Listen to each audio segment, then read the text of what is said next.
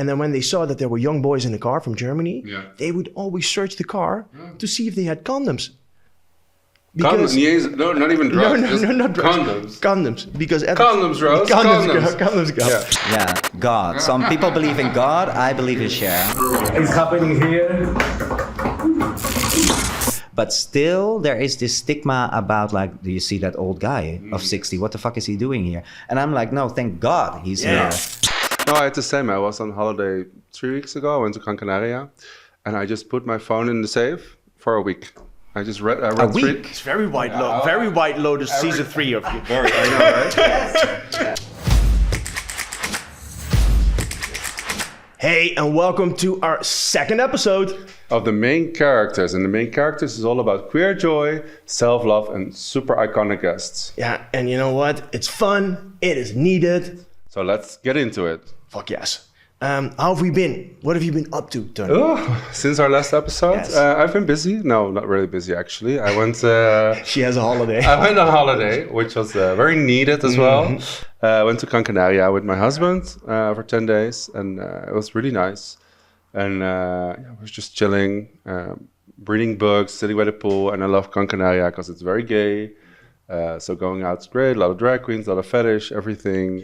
The gay beach is amazing. So you read, what have you been reading?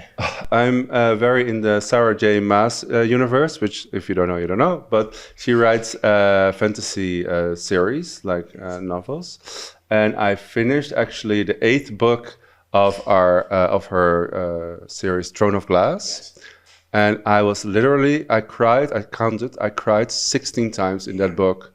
Because it was basically like Endgame. It was the whole 8 books, and it all came together in like the final thing. It was this. So you were like super invested in all these characters? I was sitting at the beach and I was reading, and my husband's like, "What's wrong?" And I was just sobbing, because characters were dying, sacrificing themselves, but also I don't know. It was just amazing. Sacrificing themselves? Yes. Why? For the greater good, because they were in a war and blah blah blah. Beautiful. You just have to read it. Throne of Glass. It's very. If you're into fantasy or like romantasy, go read it. Romantasy. I'd never heard that before. Yeah, it's like it's very hip at the moment. The book talk is like it's fantasy series with a lot of romance. They're often very spicy as well, so a lot of sex in there as well, which we love.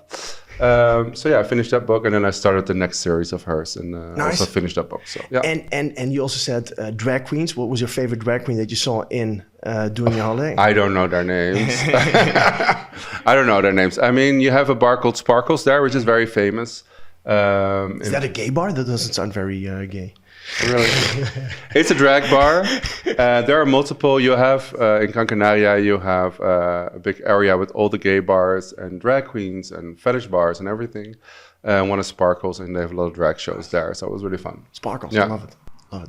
I did not go on holiday, but Pablo and I, we visited my parents in Germany, which is abroad. I mean, it's kind of a holiday. It's an old trip. Yeah. And it was interesting because I had like a conversation with my mom and dad about when they were young in the 60s. My parents are both around 82, 83. And then, love your parents, by the way. Yeah, my parents are fantastic. And my mother is a sweetie. She's a Sweety Darling. Very. You should bring her sometime. And my dad had a cool story. Like my dad, when he was like in his early 20s in Germany, he would go to the Netherlands to pick up girls, the meisjes, as he says it. Yes, and he would take his car, take some friends, and then he would go to like a little club. Yeah. And then they would dance, boys on the side, girls on the side, and they would invite each other to dance. Sounds very romantic, but of course these boys were also there because they like the Dutch girls. I mean, these German boys, they like the Dutch girls, and then they schmooze them, romance them, and then sometimes get into their bloomers. Yes. And my dad told me that at the time. When he would drive there, he would stand at the border, because there was a border, and it took like half an hour to cross it. And then when they saw that there were young boys in the car from Germany, they would always search the car to see if they had condoms. Because No, not even drugs. Just not drugs. Condoms. Condoms, because Condoms, Rose. Condoms go. Yeah. Because at the time condoms were forbidden, or they were like, when you take condoms, what do you want to do? You Having want to have sex. Yeah. Out of People out of wedlock. Yes. Yeah. So no. Which shocked me. I just didn't think about it. And my mother also told me another story, which I'm not going to go into the details, but she also told me that at the time, parents didn't really enlighten their kids about sexuality, you know? So the first time that my mother met a man and that had happened, she had no idea what was happening, you know? And I find that so shocking. She was a little bit traumatized by the whole thing. I mean, I can imagine. Yeah. That was my strange story about Germany. How are your parents doing? Good? Yeah, they were good. Okay. Yeah. One more thing. Yesterday I went to see the Thunderbolts. Yes. We both love Marvel. Yeah. And the MCU has a bit, lately not that great movies and series. Yes. Amazing movie. Cool. I have to go see it. I didn't expect it because I had no expectations, but worth the watch. I think they're trying a little bit of a revival, right? Because the new Fantastic Four movie is coming. It looks fantastic. Yeah. And it has one of our favorite allies in it. The guy from The Last of Us. Pedro Pascal. Yeah. I love such him. a cutie. Yeah. Such a cutie. Do you watch The Last of Us? Yeah, I did. Did We're you not cry? going to spoil it for you. Did Yes, you but we cry? cried. Okay, Yes. yeah. And he was wearing the t-shirt that says Protect the dolls. Thank you so much. Yes. Thank you so much. Which, if you find it, go buy it because it supports trans causes. Yes. So. Do you have anything else to share?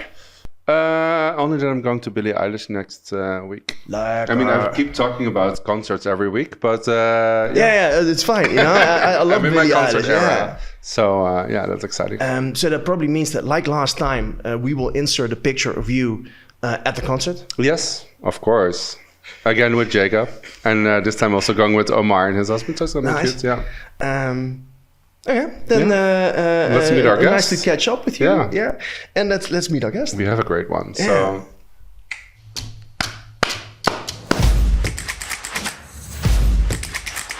our main character today has a CV as long as Santa's wish list, but a lot more fun, actually. You started your life in the south of the Netherlands on a farm, but there was not really a place for an extravagantly exuberant boy like you. So you decided to move to Amsterdam in 2006. First, you started working as a promoter and booker for Paradiso, for events and for parties. Then you started DJing as part of the G Team in 2010. And then you made the concept and you were the initiator of the original Milkshake Festival in 2012. And in the same year, you also started to be the PR manager and the creative director of Club Nix. So many things already. And this is like in the early years. Year. Yes, craziness. Then you started doing events for Pride Amsterdam, outside events. You did it, I think, the first time doing Europride in 2016. And then you continued with co-creating the drag contest Super Bowl, together with Marjan and Frans and Lorenzo, yes.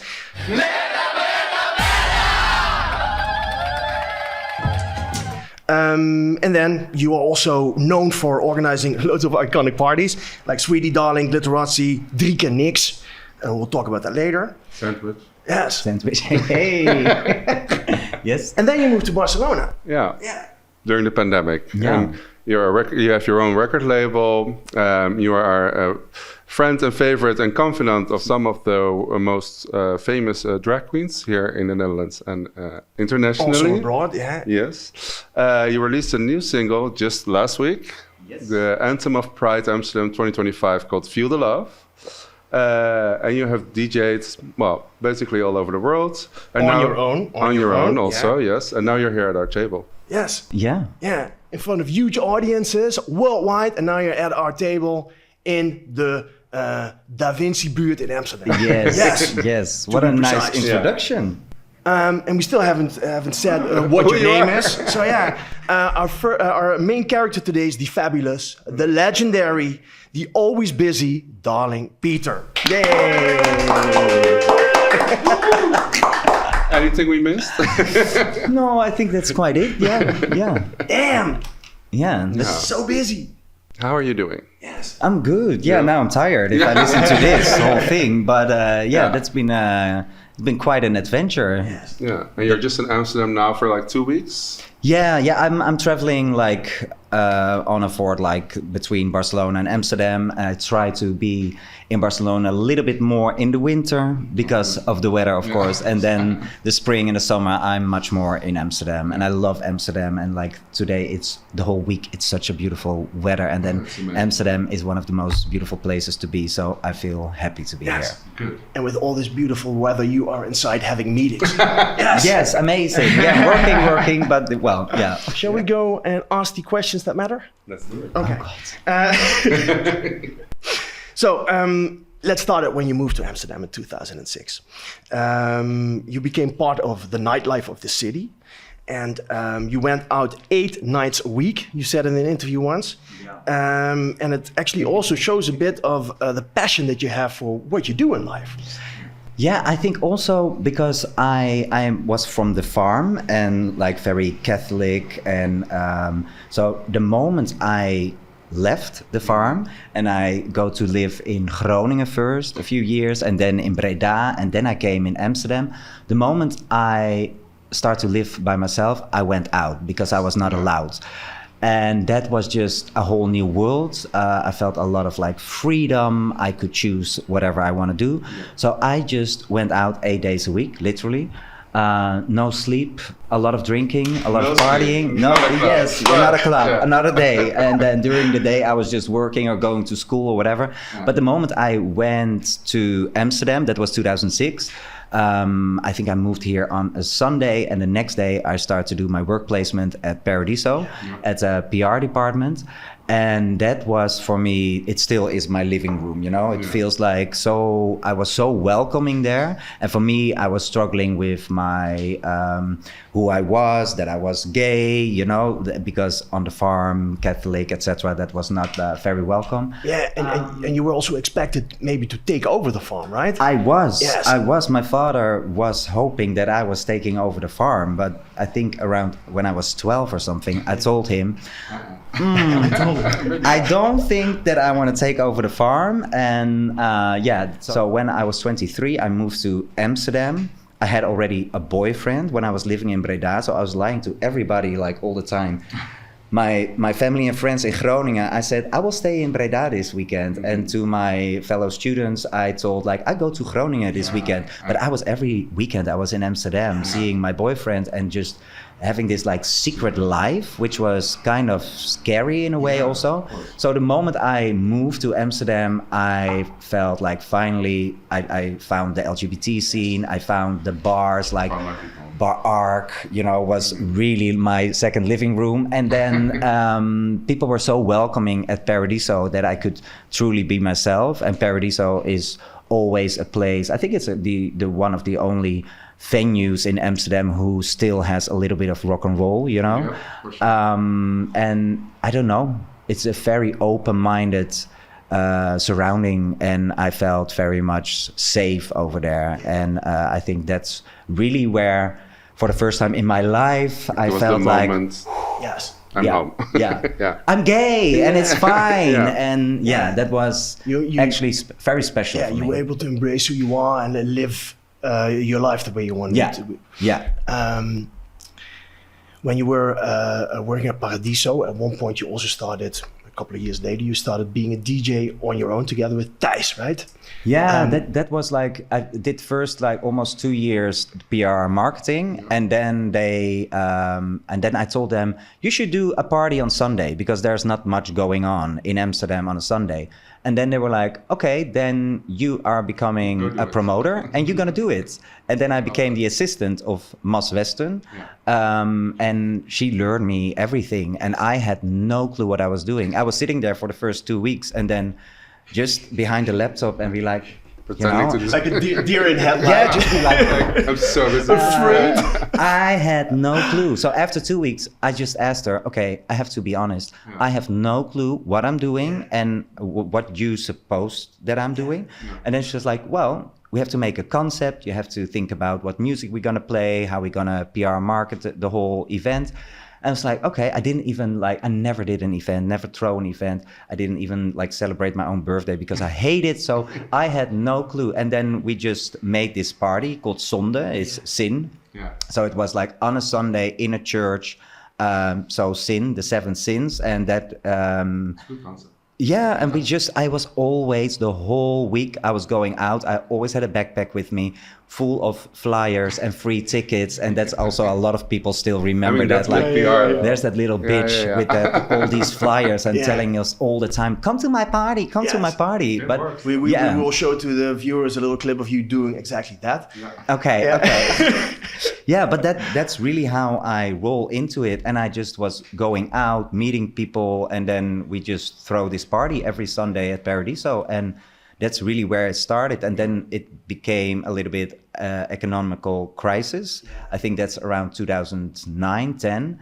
And then we had just had less budget to do parties. So I thought, okay, why am I not starting to DJ myself for the first few hours, save some coins and give it to other artists? Okay, So, but did you already like have skills for that? Or was it Nothing. just like, you just said, I'm going to DJ? No, it's really zero. But in that moment, I changed now. But at that moment, I was so naive, and I didn't think about what other people might think of me. I was just like, let's do it. Let's throw we a need party. this? Okay, let's do it. We had Sundays there were maybe 1,500 people fit in Paradiso. We had Sundays that there were not even 100 people, and then I was like, wow, these 100 people, it's amazing.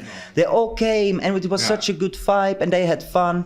And then the bartenders, the security, they were looking at me like, what the fuck are you doing? Where are the people, And every week I was like, oh, I can't wait for next week. And it was actually really good that I was that naive.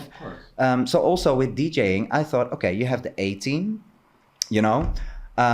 let's do the gay team. Yes. And then I asked like 6 friends, like, let's DJ together. We just put play and then stop and then we scream. And that's really how we started. Like after the song, we said, next song, and then play again. And then yay. And then we were just drinking. And I asked like 6 friends, but only 2 showed up the first time. And that was Thijs Weiland and then Vincent van Overveld. But Vincent was too pretty. He was like the Beyonce, and Thijs and me. And Thijs and me, we were a little bit like the poor Michelle. Is he still cute? He's still cute. Yeah, hey Vincent. Yeah, Vincent. Yes, hey Vincent. Yes.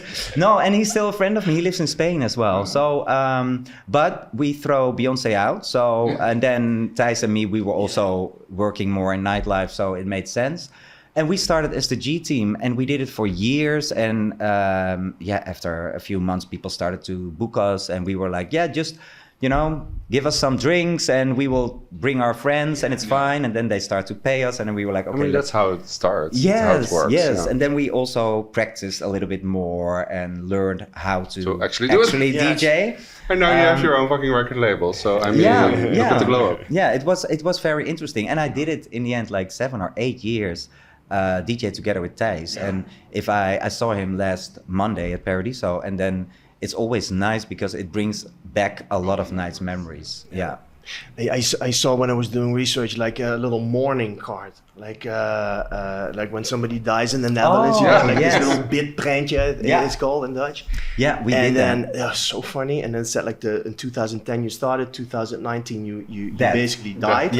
With the cross. Yeah, and then you had like, you can celebrate with us one more time, something like underneath. Yeah, and we we even had a funeral in Club Nix in 2018. In caskets. Yes. Damn. Yeah. We did a whole funeral, a night, a club night, the death of the G team, and it was actually kind of creepy also because we had all these pictures on the wall and these flowers but we thought it was fun. It's hilarious. I think it's iconic. So 2010, that's when you started it, and then around 2012 you also came up together with someone else for the concept for Milkshake, I think, and then you started also like doing things for Club Nix, and when you started DJing, nightlife was dead, but you gave it a new impulse, right? By organizing these things. Do you recognize that? If I look back at it right now, then it's kind of crazy that we started a festival and a new LGBT club around that time, because it was a ghost street, the Regenboogstraat, when I worked in April before it closed. It was crazy. There was nothing. Then just a few bars opened. And then, we created Milkshake. That was a big success, from the beginning. People loved it. And in the same year, I started with Club Nix. And I always had a lot of things to say about the Regeli Dwarsstraat. What was happening there. I had opinions, 100%. What was one of them? Well, that it was shit. Yes. And that things were not working. A lot of bars opened and then they closed again. Like how many times they tried to open Havana again, to open this bar again. Yeah. And then a few bars, they were working, which was great. But when they asked me to be creative director at Club Nix, first I said no. And then the same owner of Arc Bar, Rob, he asked me, I think, like 3 times. And then in the end, I was like, okay, I'm so opinionated about the Regeli Dwarsstraat. This is actually a moment that I can change something. Put your money where your mouth is. Exactly. So then I was like, let's do it. So, and then we started and we worked in an amazing team. But there was no much money. It was new. It was crisis still. So I was like, picking up artists from the airport, cooking for them at my house, making all the artwork, do all the ticketing, making all the concepts for 3 club nights a week, do payments, do the production at night, do the technical shit, and I'm not that technical. It was very interesting, but I really loved it because it was very people were ready for it. Yeah. People were waiting for something new in the scene to happen. And it worked in the end, kind of like from the beginning, people were like, finally something where we can go to every week. And now it's already 13 years open, I guess. So, and it's still running well. And nightlife is shit at the moment, so many things are going on. But Club Nix is still a place that's running well, I think, Yeah, and I think what they do well also is they change with the times. Yeah. Because Club Nix now is not what it was when it started. No. But I think that's also good because if you keep doing the same thing at a certain point, the people change. Yeah. You get, new young people want something else. With clubs like the It and the Roxy, people always, I've never been there, but always people are telling me like that were the best moments in Amsterdam, the best places and the best time and blah, blah, blah. Always gets me very angry. Yeah, when people say that. Same, because I was like, I wish I was there for even for one night. Yeah. And at the other side, I'm like, if it was still open, it would be shit. People would not talk about it the same way. Exactly. The fact that it closed helped it, be iconic. Studio 54 was open for, I think, 13 months or something like that. Like really short. And it's the most iconic place ever. Yeah. So better, if it's not going well, shut your mouth. Yeah, but I find it unfair because there's like so many fun places to go to. You just need to go out sometimes, and discover something and not be so like... and like go out without any expectations, and because then you have less disappointments, you're more open to things. That's true. Was it a conscious thing, like doing all these parties and reviving the scene, or was it more something like you did it because you liked it and you were inspired, and so you thought, hey, you never have a plan? I never have a plan. This wasn't even my thing that I want to do as a child or something, And as a child, I think I wanted to just dance and maybe acting or dress up or whatever. I don't know, but that was all. My parents were not very much into like, oh no, you become whatever. But you secretly did dress up. Sorry? You secretly did dress up. Yes, with of course. Crayons on all your face the time. Yes, all the time in my little room at home, just like, do all these lip syncs and dressing up and To which songs? Sorry? Which songs were you lip syncing? I was so fucking gay. It was Mariah, Whitney, Spice Girls, Too Limited, Lekker, Bon Jovi. I love the Eurodance thing, but it has always been Mariah and Whitney. Yeah. I love it. You love the divas. Yes, I love the divas. Yes, a screaming diva. Yeah. What about Cher? What about Cher? Cher, of course, but Cher is the godmother, right? Yes. God. Yeah, God. Some people believe in God. I believe in Cher. When in doubt. Who? Do you know when you're in doubt what you do? Oh, when in doubt, then ask yourself, what would Cher do? I mean, yes. Always, yes. And especially life lessons here, people. Yes, but especially becoming older and that you doubt yourself. Well, we are all around the same age, so that you doubt yourself, like, am I too old for this? What might people think? Yeah. Can I change my life? Like, moving to Barcelona, I'm an old bitch. It's not possible anymore. But I just think the last 5 years, I think, what would Cher do? She's 80, she's traveling the world, and she doesn't give a fuck. And I think that's the right mindset. Attitude to have. Yeah. For sure. Are there any favorite memories of that like time, or like moments that happened? Yeah, your time in Amsterdam, basically. Well, to be honest, sometimes it feels a bit like a blur, and also I think we'll just let you think many about that one people- for a bit. many people have that, right? Yeah. Because I And- was thinking about, okay, where did we met for the first time? And I was like, I can think of a few things, like Bungalub was really fun. Yeah.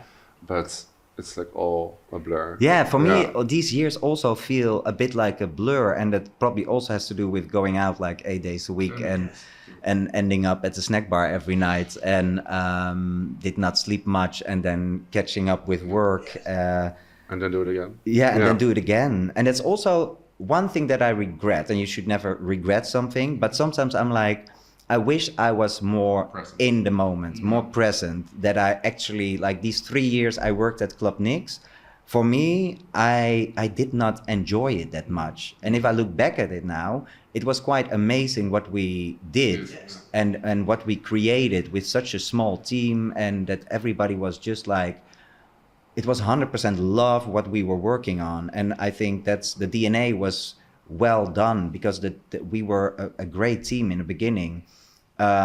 So I wish I would be more in the present and also enjoy it more. And that's something that I learned That the you're doing last. now. Yeah, I think during COVID I did like a bit like, okay, let's go back to the basic. Soul searching. Yeah, I think like many people did Yeah. during Yeah, yeah. COVID. Just put a mirror in front of yourself and like ask yourself, who the fuck are you?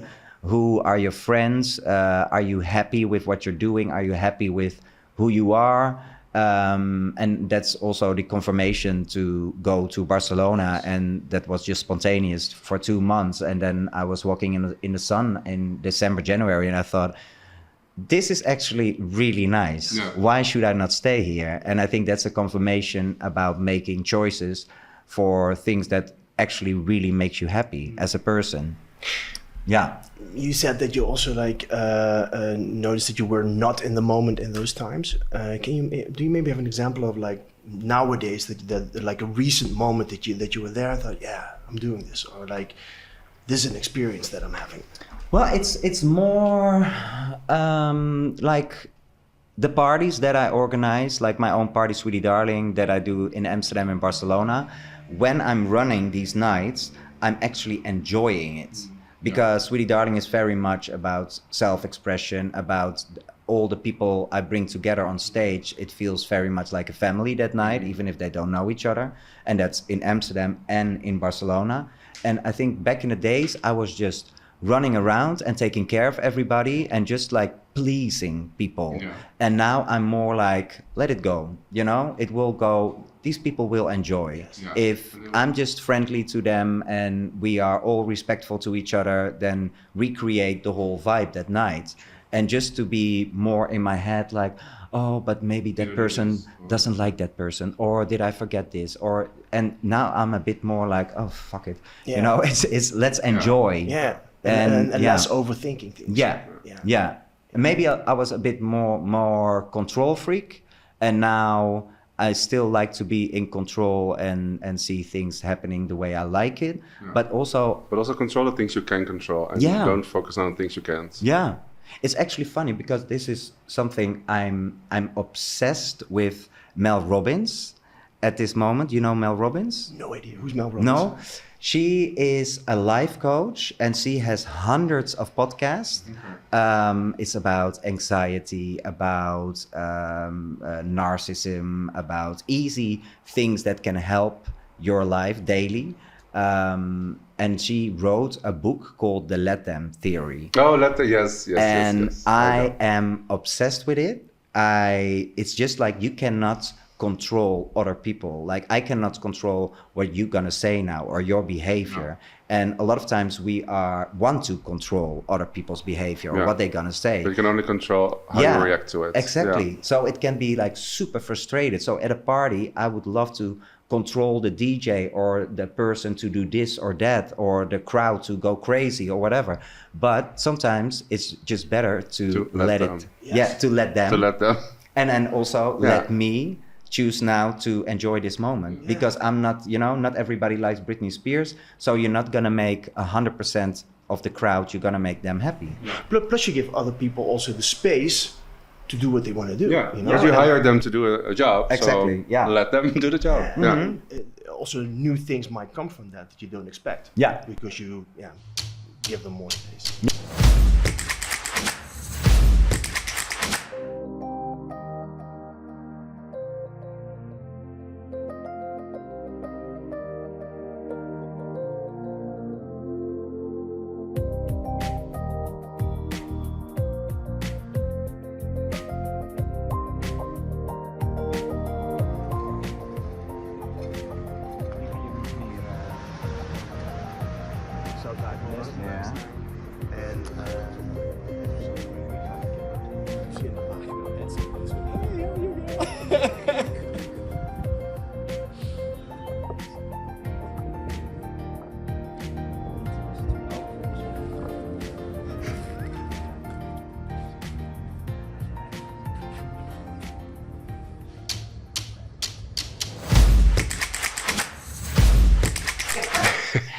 And we're back. Peter, you spoke a little bit about where you come from, but now I would like to focus on what you are doing now. So you've moved to Barcelona a few years ago. Yeah. Why? It was really at the end of COVID.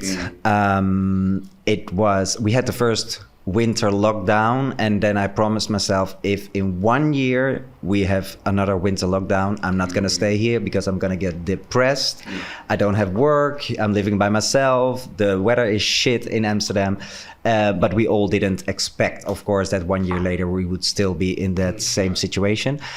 And then it happened, and they announced like, okay, we're gonna have a new lockdown. The next day I woke up, I was like, I'm leaving. So in 2 weeks, I left. I just booked a ticket, and I thought, okay, I'm gonna stay for 2-3 months in Barcelona, and then I will come back because then everything will open again, and I have my life here.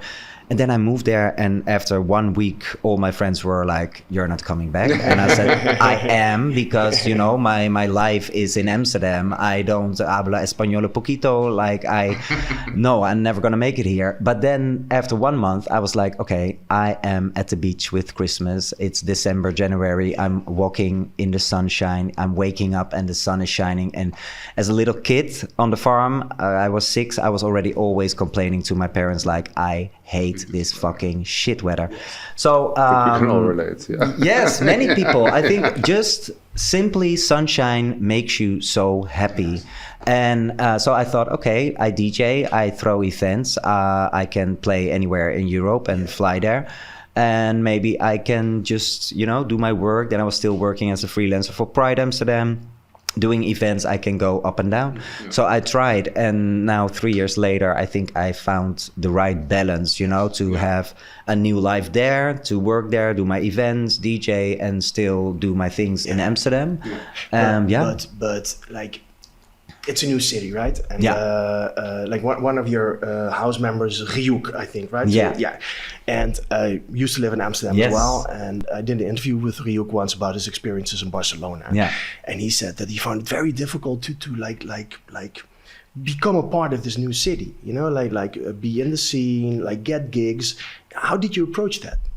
I love making pictures. So I saw all these new nightlife creatures. Yeah. And when I saw somebody that I liked, or the clothes or the energy or the style, I was like, can I make a picture of you? Yeah. And then I was like, bam. And then they were like, oh, can you send it to me? And then I was like, oh, what's your Instagram? But that all happened spontaneously. Yeah. But that became my whole network, because I had all these people on Instagram, and then we connected. And what I love about Spain is that people are very much like, I go out by myself, I love doing things by myself.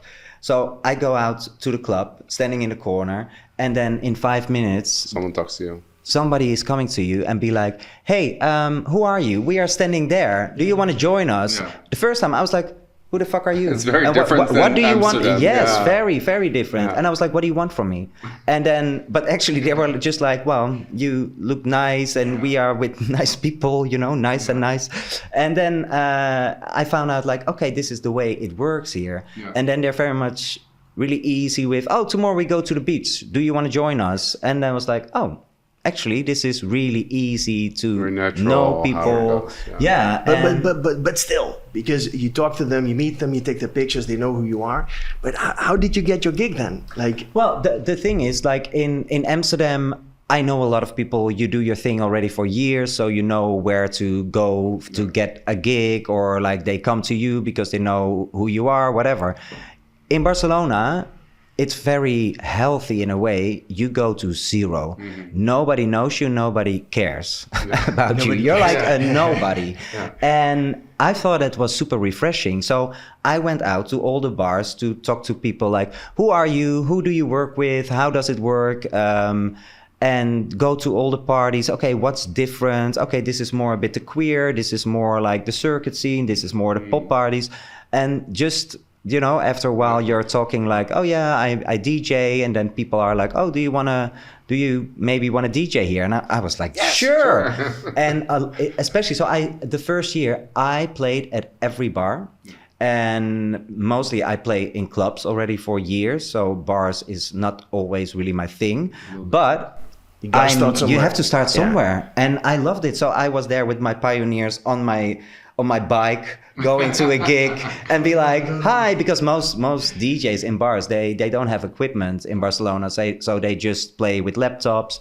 And I was like, I never did that. I don't know how to. Yeah. So I came there with my pioneer on the bike. Professional, and be like, professional. Hi. Yeah. And then I just installed myself and brought some friends and then just played. And yeah, and so that's the first year I did that at every gay bar.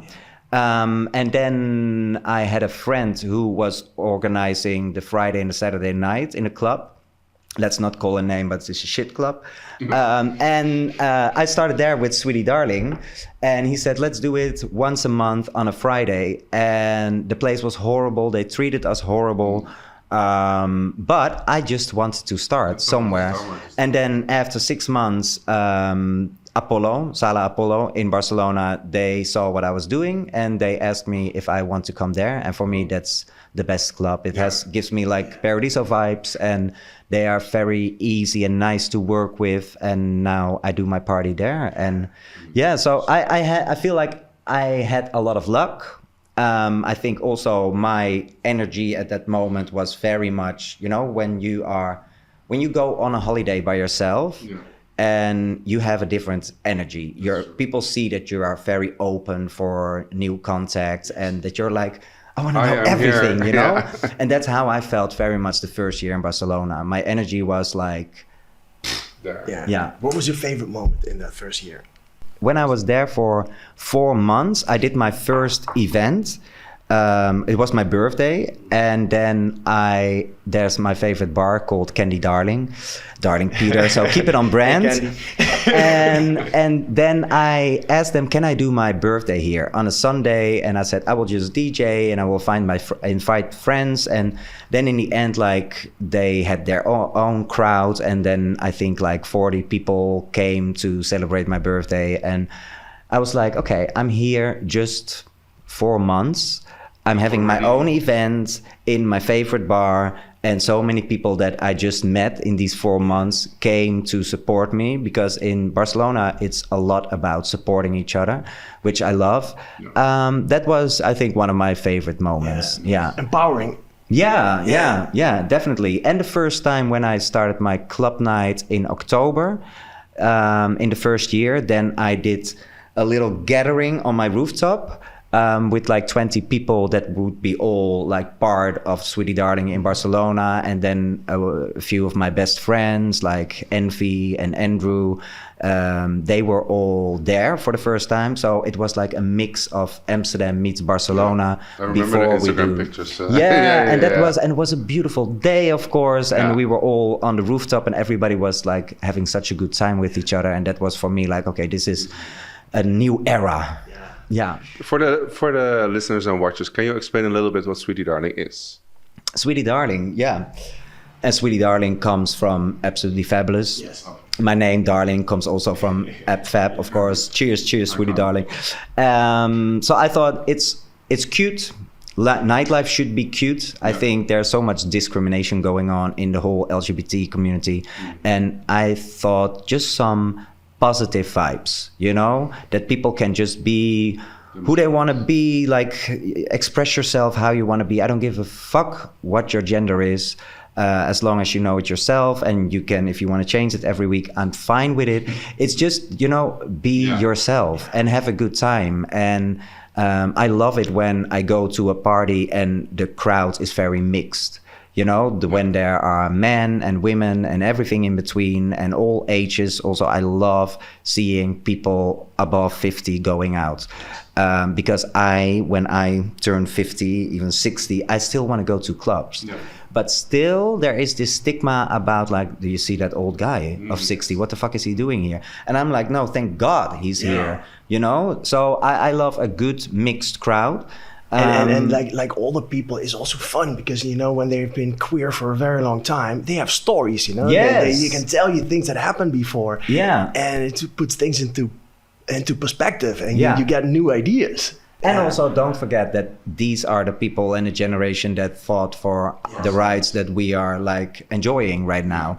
Still, it's a fucked up world and we're going like backwards, but still it's we own them a lot. Yeah, definitely. So I just wanted to start a new positive vibe where people just can express themselves, and then with house music. Yeah. No, it's really good. I think what I really like is that the people, the darlings, let's say, the people that work for you, host, dance, are just basically just present, all look amazing, all look very different, and they really show what you're saying, like the diversity of it. I think that's really good to have in a club, because then people that come also feel comfortable to do the same. Yeah, definitely. And I can see that in how people dress up and the feedback that I get, and also the people that I book as hosts or dancers or drag queens or whatever you are. I book them because it's not their profession. You know, it's just people that I see in nightlife. Like in Barcelona, there's this girl, beautiful girl, trans woman, Nabu.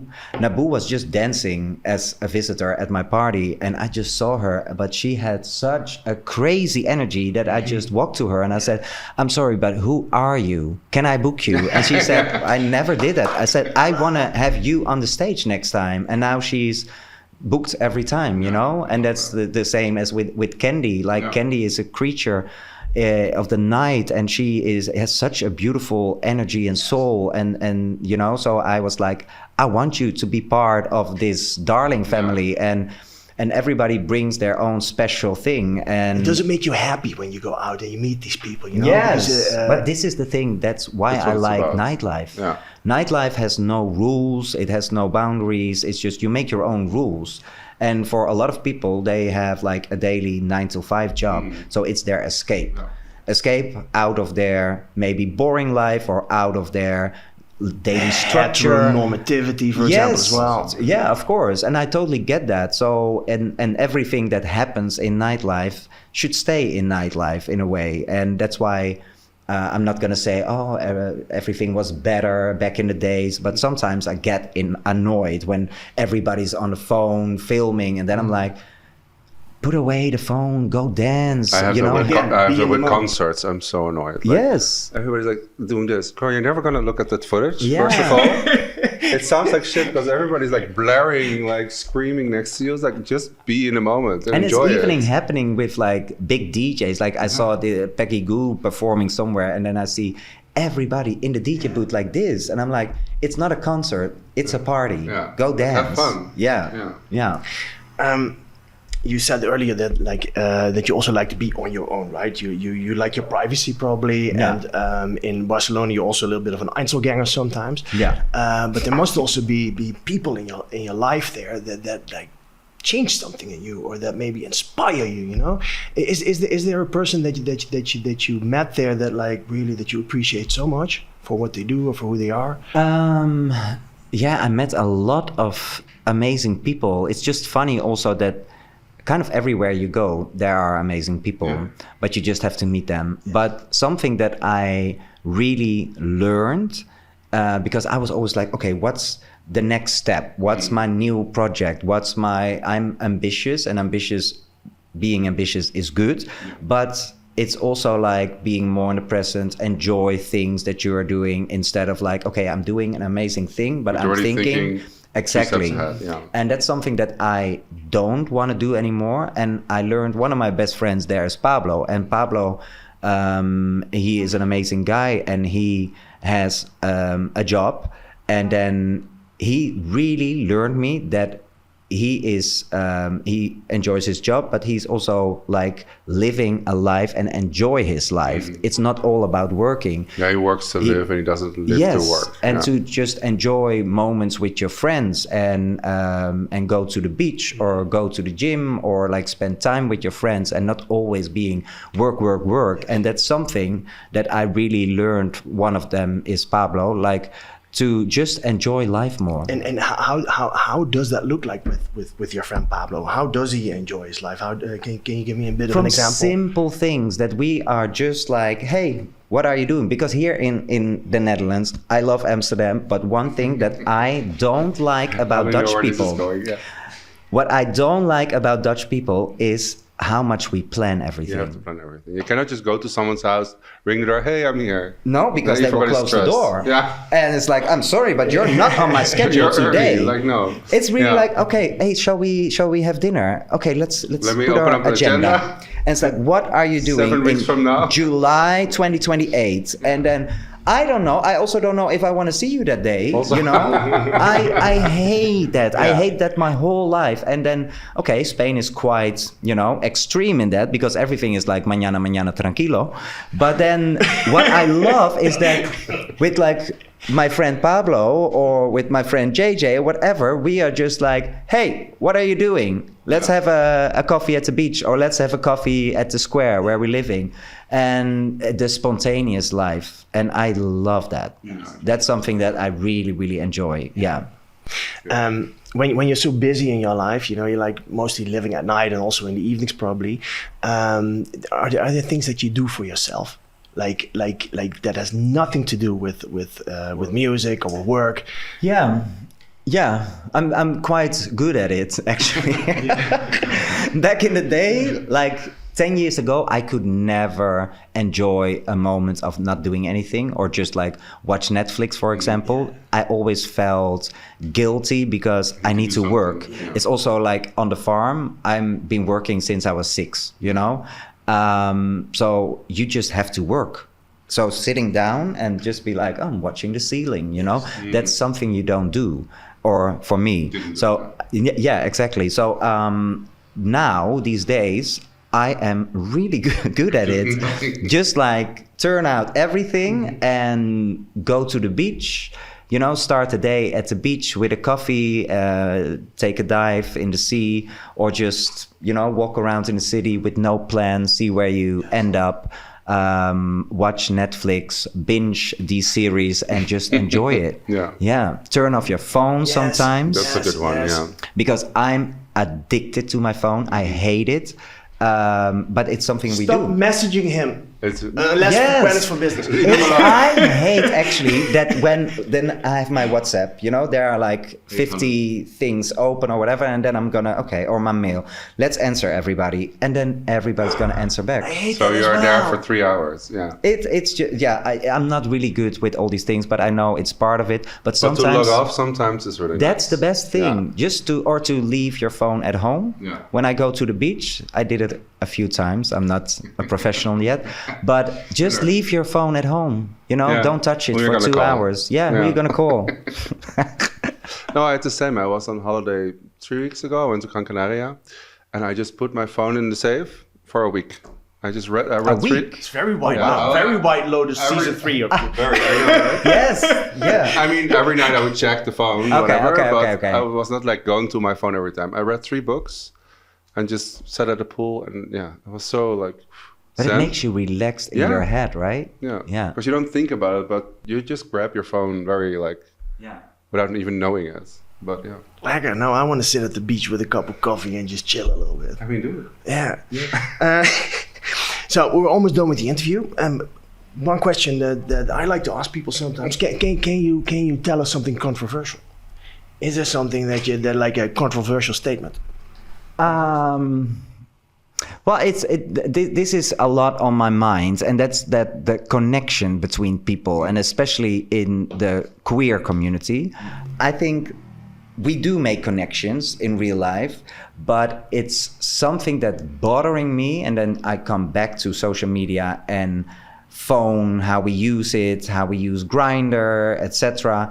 It's something that I think how we use alcohol, drugs, etc. There is a problem in our community, and I get it because we're all damaged, you know, like yes, 100%, and that's something. The more older I get, the more problems I see. If it comes to real connection, if it comes to real love, if it comes to drugs abuse, in how people behave in nightlife.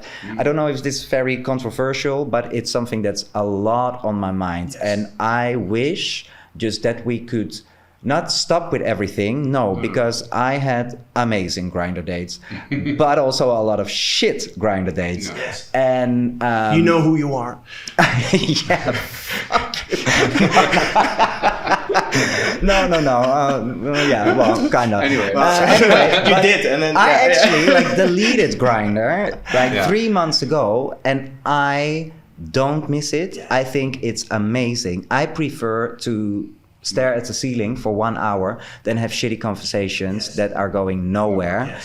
I just really hope that we can go back in this crazy world we're living in to more deeper connection, real connection, because social media is the most anti-social thing there is, and we all use it and we all need it. Like I use social media a lot. I mean, the world is set up now. 100%. But also, you know, just if you see a nice person, he has nice shoes or nice hair, give a little compliment. Yes. Marco is the star in that. If you walk on the street, if you see someone who likes whatever on them, he will always say it to them. And first they're like, but usually it goes And over people well. love it, right? They love it. They're like a little scared, like, why are you talking to me? But then they love it. I think just why not? all become a bit nicer, be a little bit more open for contact with strangers, real connection. That's something that I would love happening. Preach. Is there anything else you would maybe like to share with people, or maybe something that we didn't ask you that you want to talk about? Well, I always thought when I was younger, if you're getting old, life is gonna become very easy, you know? Because then you're more wise, and that's all bullshit. It's just like your little baggage is becoming bigger and bigger and bigger. And that's why I see a lot of people like struggle with anxiety, being afraid for change in their life. I'm in my late 30s. I moved to a new city. I'm still trying new stuff. Like right now, I released my new song, Feel the Love. Go stream it now. We'll put it on the screen here. Yes, it's a little promotion. But it's something that I wanted to do already for a long time, like producing, release more music. And that's something I'm going to start with right now. And that's something everybody should do. Again, what would Cher do? Well, she would just do it. Yeah. And that's something that I like, be less scared, and especially don't mind what other people think. Yes. Yeah. And that's another promotion. Read Let Them by Mel Robbins, because it's really, it opened my mind, and it's helping me every day with like caring less and less what other people think. Because in the end, That's what Candy said in the last episode. Validation for parking. It is the validation. This is with so many things. We want validation from our parents when we're younger. Then we want validation from the other gay guys. Then we want like via Grindr, etc. It's all. Even if you don't end up meeting the person, you just want the validation that the person is into you. And this is in daily life. Like, oh, is my boss happy with what I do for work? All of these things. It's validation. The only validation you need is from yourself. And the people, for me, in my case, I would say my friends, the people I love, I want them to respect me and to love me and to motivate me. But I think that's what we all want, right? Yeah, that's what the people are for. Yeah. I mean, that's why you create your own little bubble. Yeah. And I love that bubble. Yeah. Because I don't want to go outside that bubble, in the real life. No. It's nice to vibe with the people that you love. Yes. Yeah. I'm Pisces, so I'm like in my we get each other. It's getting fishy in here. You already talked about the single, and here it says, "Let's promote and plug some shit before we end this interview." Is there something that you still want to promote or plug? Then I would say, feel the love, and I want many, many more releases to come. I probably gonna do some remixes this year. I just really want to focus on releasing music, so that's what I'm gonna plug. So I will keep you updated. Yes. Yeah, Cute. Fun. Okay, I think that was it. Okay. Thank you very much. Thank you so much. Thank you so much. Round of applause. Thank you so much for your.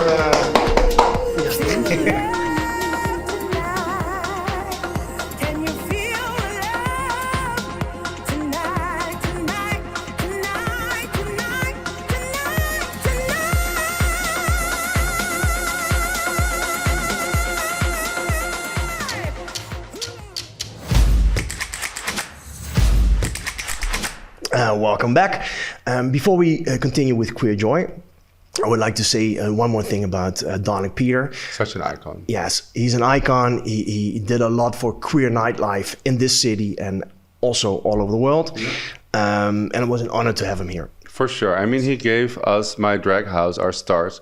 I mean, we used to start in Club Church. Yes. We were just doing drag for drink tickets, and he was the one who offered us a monthly gig at Club Nix. And I will always remember that. Yeah, and what I like about it is the club now was called 3 keer niks, right? Which means Lucy translated 3 times nothing. 3 times nothing, which was basically our drag. So it was.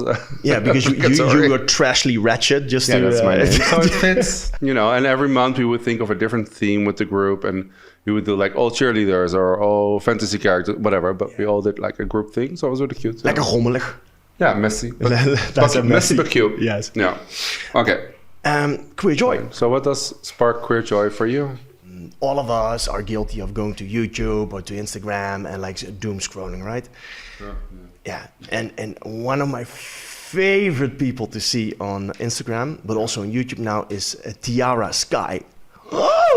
Obsessed. Mama, are you gonna be a lesbian tonight? Name 3 black people. Yeah, no, love her. The camel toe activist. Yes. True. And we got to meet her as well. Yeah, we met her. Straight walker.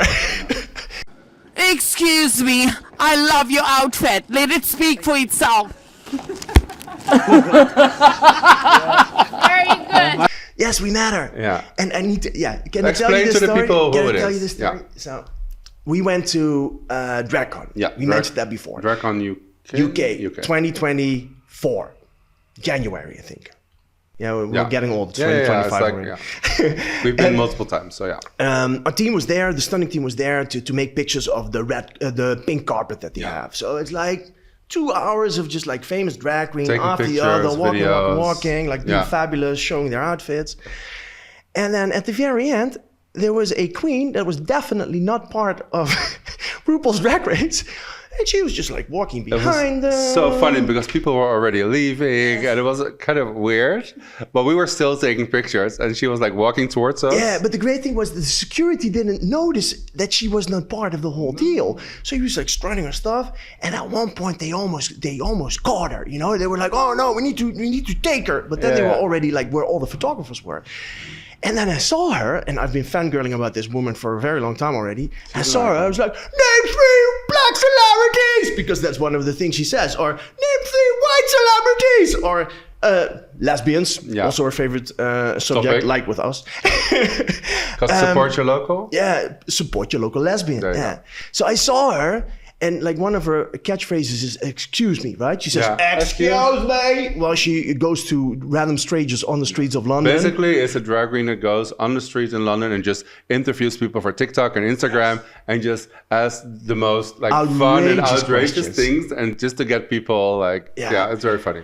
And yeah, I shit myself when I see her.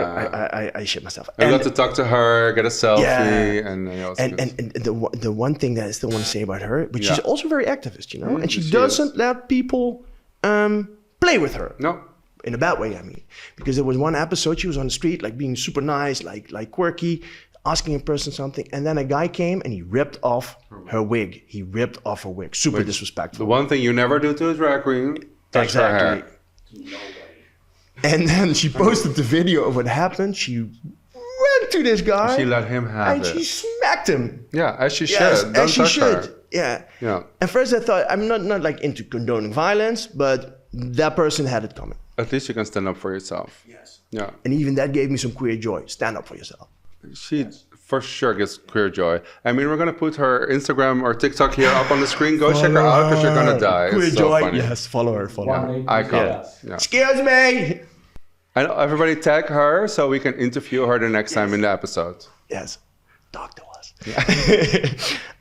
What sparked queer joy with you? Quite a lot of things lately, but She was on a holiday, of course. I was so on more holiday time. on Gran Canaria, so everything was queer and it was very joyful. No, there was one thing last weekend. It was King's Day here in the Netherlands, and some of you probably know or may know, it's where the whole country celebrates the king. It used to be Queen's Day, celebrate the queen. Which is still news. Hey, Bea. Yeah. And the whole country dresses up in orange, which is the most hideous color, and gets fucking shit-faced, and it's a full mess, but it's fun. Yes. So I went out with my friend Jeroen, and we said, you know what, let's go out, because we don't go out that often. Let's go into the city and just have fun. And what gave me queer joy was going to the Prik bar, and I met so many people that I hadn't seen in years. Like, for instance, a colleague, Alfred, where I worked with for like 4 years every day, and he moved to France, didn't see him, and I got to meet him again, and it was really nice. And I think just meeting people you've known for so long and haven't seen really gave me the joy. And to top it all off, it was your birthday. Yes, it was my birthday. So we ended the whole party here, right here. And I already know a lot of your friends, but I got to meet some new ones. And I really enjoyed myself. So that's what gave me queer joy this time. And what kind of touched me was at one point you said, I really like your friends. I do. And then I told you, You I have the really best like my friends as well. That's true. Like some of them are just really hot also. Yes. Almost. Some of them. Well, most of them. But you know what I mean. You know what I mean. You have. It's like Pokemon. Let's just gotta say catch them all. You have taste for friends. Thank Let's you. just say that. Thank no. you. Yeah. You were one of them. So. Thank you. Anyway. Yeah, the birthday party was fun. That was cute. Yeah, I'm going to, if you ever see me on the street, like, or going out, you can ask me about the details because there were some funny moments, but it's not safe for work. For YouTube. For Let's just say YouTube. that. At one point, we'll have a Patreon, and then we'll put everything on there. Yes. Then I think that is it for today. Thank you all for listening, watching. Follow us on Spotify, YouTube, Instagram, and TikTok. Share the podcast. We're really trying to make this happen. Yeah, so subscribe to us. Send us a review, a DM. Ask questions so we can answer them in the pod. If you have great ideas for new guests, let us know. Yeah. Also, if you're coming to Pride Amsterdam in August, let us know because we're cooking on something special. Yes. And if you want to see us maybe in the flesh, that is a possibility. Yeah.